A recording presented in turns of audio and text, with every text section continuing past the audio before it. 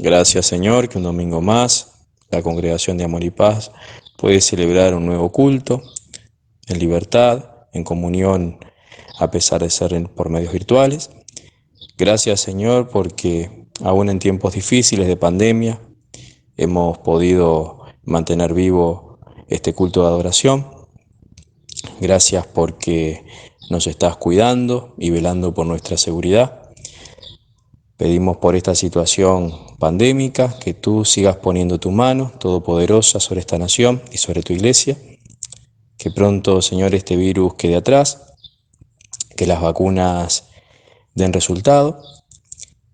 Te pedimos, Señor, por los que están enfermos, por los que están en depresión, por los que están en soledad, que tú seas con ellos, brindándoles de tu cuidado, de tu sanidad, de tu consuelo, de tu compañía. Pedimos por los estudiantes que tienen pruebas, exámenes por delante, que tú los bendigas, dándoles conocimiento de lo alto, de tu sabiduría.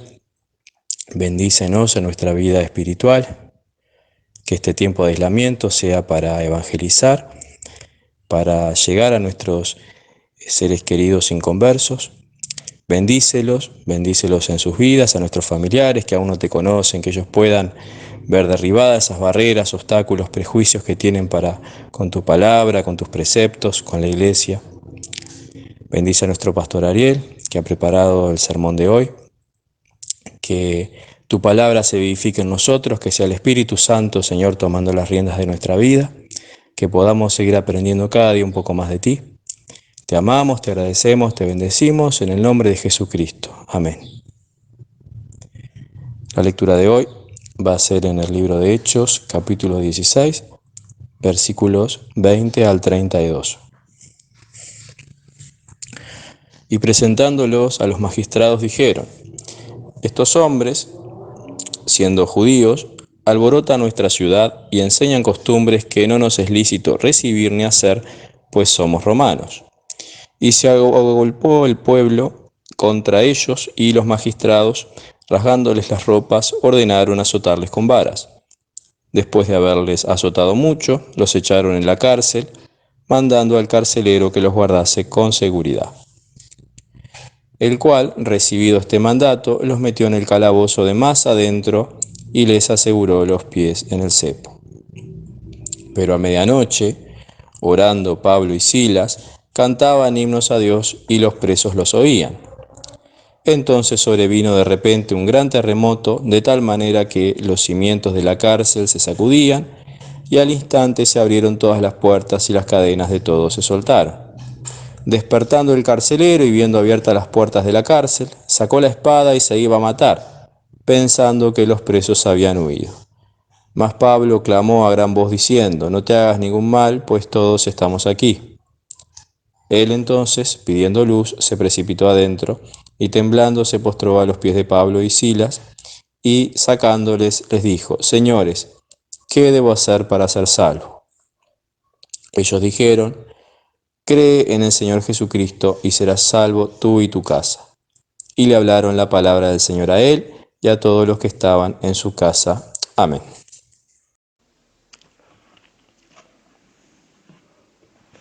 Hay preguntas reveladoras y hay respuestas acertadas.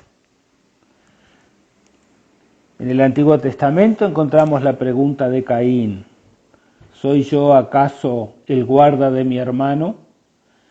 Revelando así su falta de arrepentimiento por el asesinato de su hermano Abel. La pregunta de Judá: ¿cómo volveré yo a mi padre si el muchacho no está conmigo? Revelando la transformación que Dios había obrado en él. Antes, con sangre fría, vendió a su hermano José como esclavo, sin importarle los sufrimientos que le causaba. Pero ahora prefería entregarse él mismo a la esclavitud antes que hacer sufrir a su padre otra vez. Job preguntó: si el hombre muere, ¿volverá a vivir? Y ninguna de estas preguntas fueron contestadas directamente. Pero en esta ocasión vamos a ver un caso en que una pregunta no solamente fue reveladora, sino que recibió una respuesta acertada. En el pasaje que hemos leído en esta tarde, vemos que en la ciudad de Filipos se encontraba el apóstol Pablo y su compañero Silas, y los encontramos en prisión por haber hablado a la gente del Cristo resucitado. Consecuencia de su prédica, los magistrados ordenaron azotarlos y dieron instrucciones al director de la cárcel que los guardase en máxima seguridad. Esto es, que los confinara en el calabozo más adentro y les asegurara los pies en el cepo. El texto que hemos leído nos dice que al llegar la medianoche Pablo y Silas oraban y cantaban himnos, porque su alegría era independiente de sus circunstancias. Alguien dijo, cualquier hombre puede cantar cuando las puertas de la cárcel se abren y es liberado. El alma del cristiano canta en la cárcel, elevándose por encima de todas las dificultades y limitaciones. Es en esa circunstancia que la cárcel fue sacudida por un terremoto y como consecuencia se abrieron todas las puertas y se soltaron los cepos y las cadenas. Despertando el director de la cárcel, seguramente un viejo legionario retirado, viendo abiertas las puertas de la celda, supuso que los presos se habrían fugado.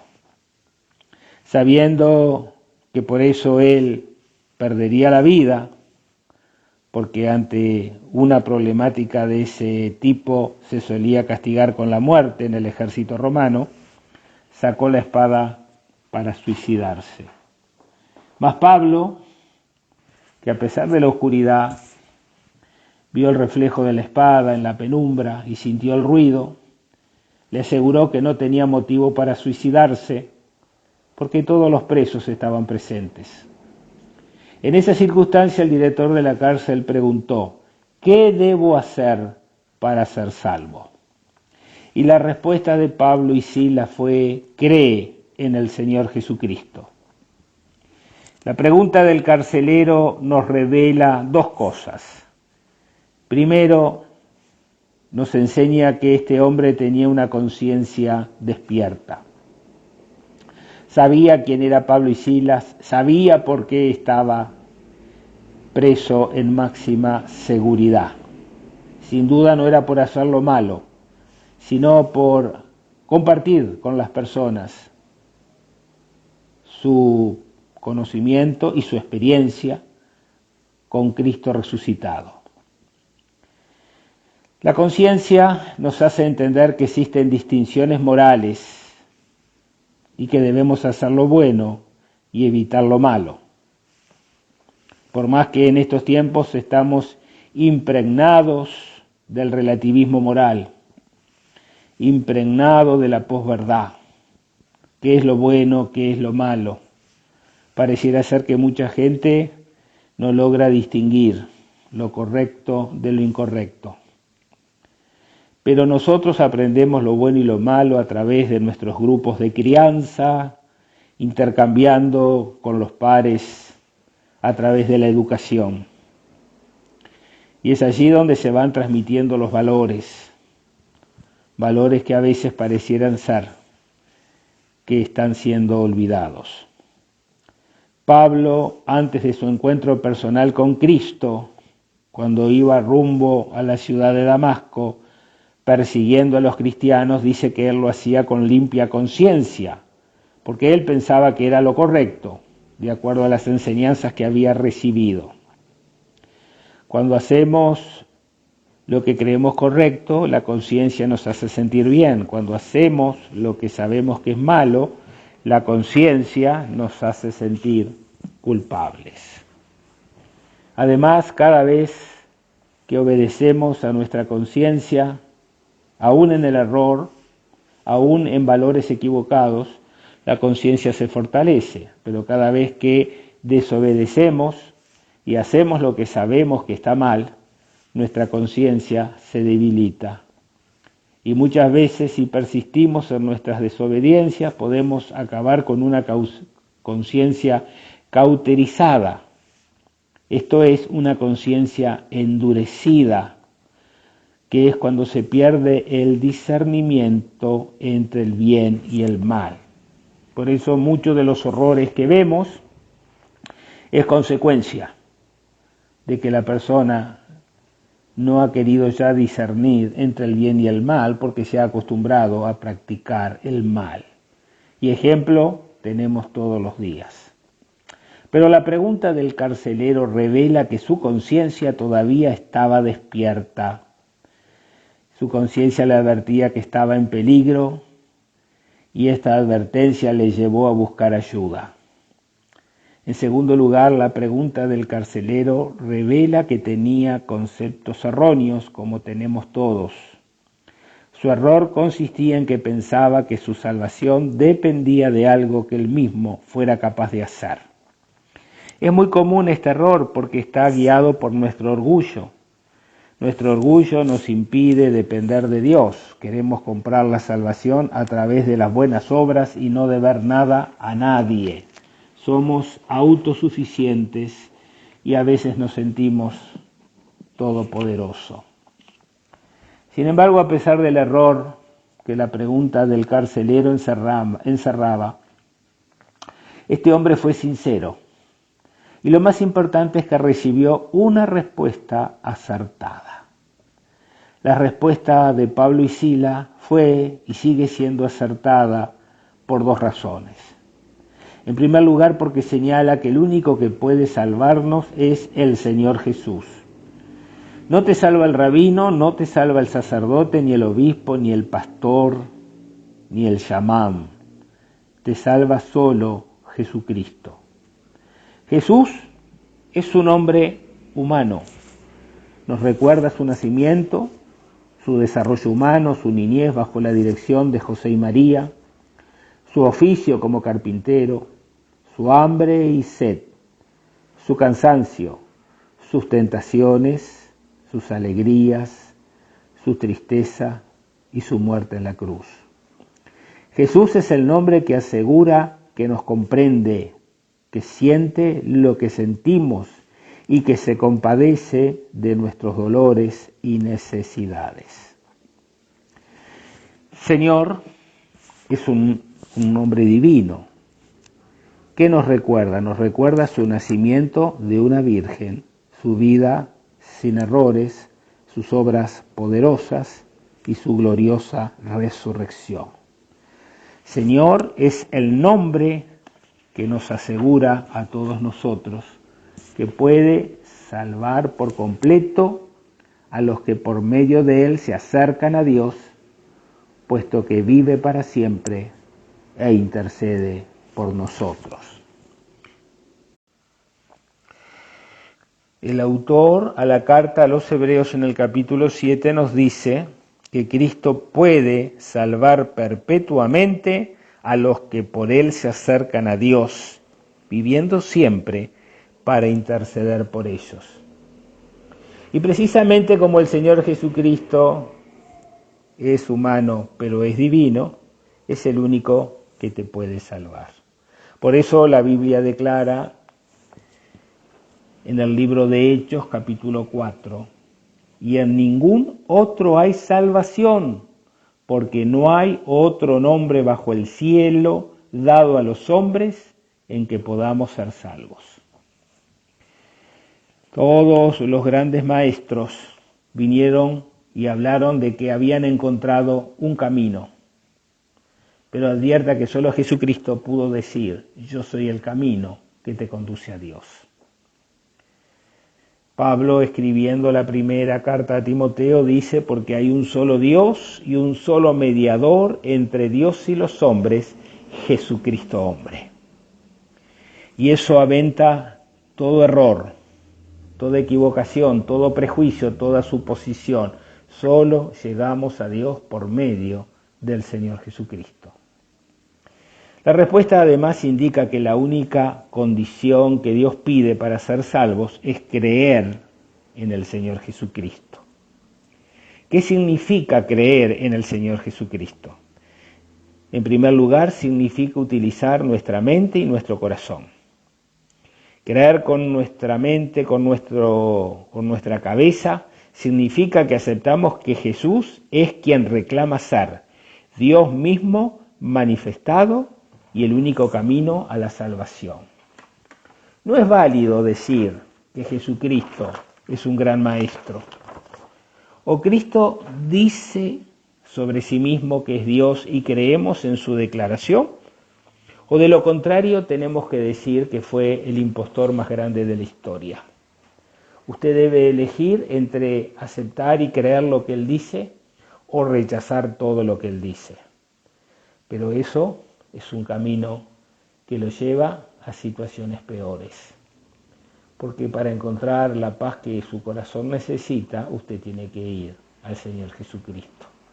Mucha gente está buscando ahora en cisternas rotas o en cisternas contaminadas la paz que se necesita en medio de las crisis que nos toca vivir o en medio de los horrores que nos toca ver a través de los medios de comunicación.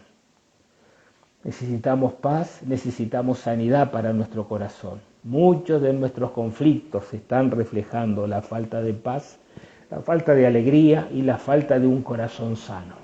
Y eso es lo que Cristo vino a hacer, a sanar nuestras rebeliones, a sanar nuestros corazones quebrantados por medio de su paz y su amor.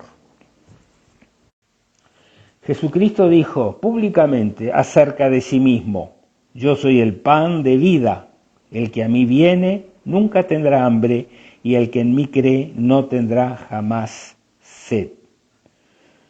Dice más adelante en el verso 38 del capítulo 6 de San Juan: porque he descendido del cielo no para hacer mi voluntad, sino la voluntad del que me envió. Y esta es la voluntad de Dios Padre, el que me envió, que todo lo que me diere no pierda yo nada, sino que lo resucite en el día postrero.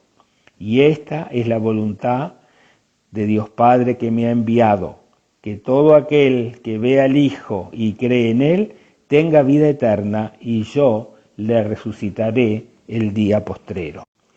Por eso, en el Evangelio según San Juan, capítulo 14, verso 6, San Juan el Evangelista recoge las palabras de Jesucristo cuando Él declara de una manera clara: yo soy el camino, la verdad y la vida, y nadie viene al Padre sino por mí.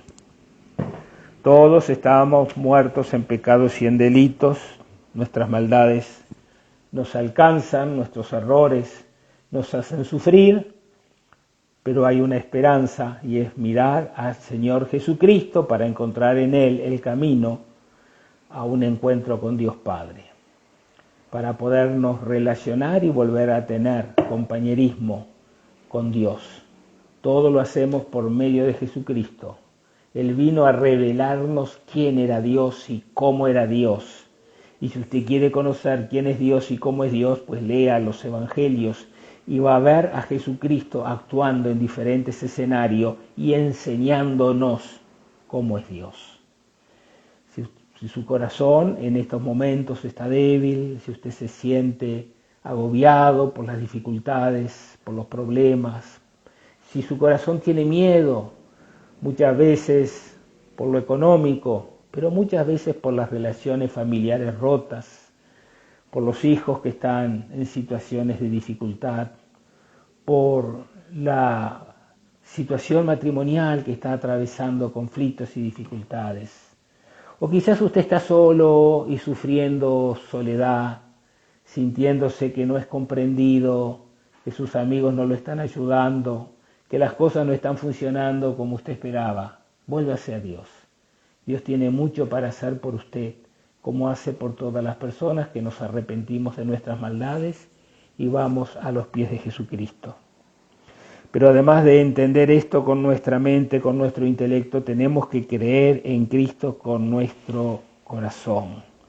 Hacerlo de corazón. Reconocer que estamos equivocados, bajar nuestra cabeza, dejar de lado nuestro orgullo, nuestra vanidad, nuestra autosuficiencia. Si usted en esta tarde está dispuesto a reconocer que ha tomado decisiones erróneas, que ha hecho muchas veces lo malo, o que en otras ocasiones, pudiendo hacer el bien, se ha abstenido de hacerlo. Pida perdón a Dios, vuélvase a Dios, porque cercano está Dios a los que le buscan, y usted comenzará una vida nueva. Si usted cree con su mente y con su corazón que Jesucristo es el Hijo de Dios que ha venido para perdonar pecado, reciba a Jesucristo hoy en su corazón y verá lo que Dios está dispuesto a hacer por usted. Que Dios le bendiga y le guarde. Amén.